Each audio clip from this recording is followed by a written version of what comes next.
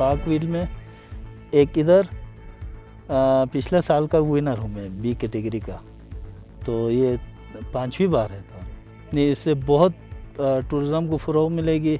एक तो इन गाड़ी वालों का भी शुक्रिया बल्तिस्तान 4x4 क्लब की तरफ से कि इन्होंने ऐसे हालात में, ऐसे वक़्त में अपने गाड़ियों को तैयार करके इधर तक लाया।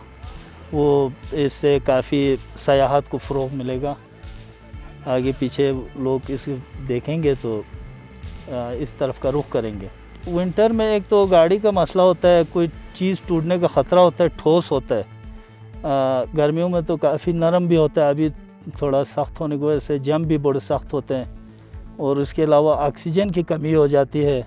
इस वक्त सर्दियों में खुसूसन गर्मियों की निस्बत ऑक्सीजन की भी कमी होती है गाड़ियों के लिए। ये बर्फ़ और कीचड़, रेत, इनकी वजह से काफ़ी रैली के लिए मुश्किलात हो सकते हैं।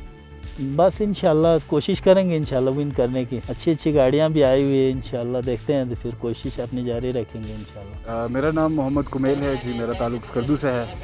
ये मेरा फ़र्स्ट टाइम है। शौक़ तो मुझे बचपन से था बहुत, लेकिन देखें इसी से स्टार्ट होता है बंदा। फर्स्ट स्टेप लिया है हमने, तो इंशाल्लाह मेरे ड्राइवर सईद इजलाल के साथ ये हमारी फ़र्स्ट टाइम है। और इस इवेंट के बारे में मैं कहना चाहूँगा कि ऐसे इवेंट्स होने चाहिए जिससे बहुत सारे लोकल को एक एंटरटेनमेंट भी मिलती है सर्दियों में। दूसरा ये है कि ये इस तरह होता रहे तो अच्छे स्केल पे जब होगा तो टूरिज़म भी इससे बढ़ेगा, बहुत कुछ होगा। विंटर में ये है कि कुछ दिन पहले यहाँ पे स्नोफॉल हुई थी, उससे थोड़ा सा टेरेन जो है मडी है, तो इससे गाड़ी स्लिप कर रही है एज़ कम्पेयर टू समर्स। उसमें तो ऐसा कुछ इशू नहीं होता।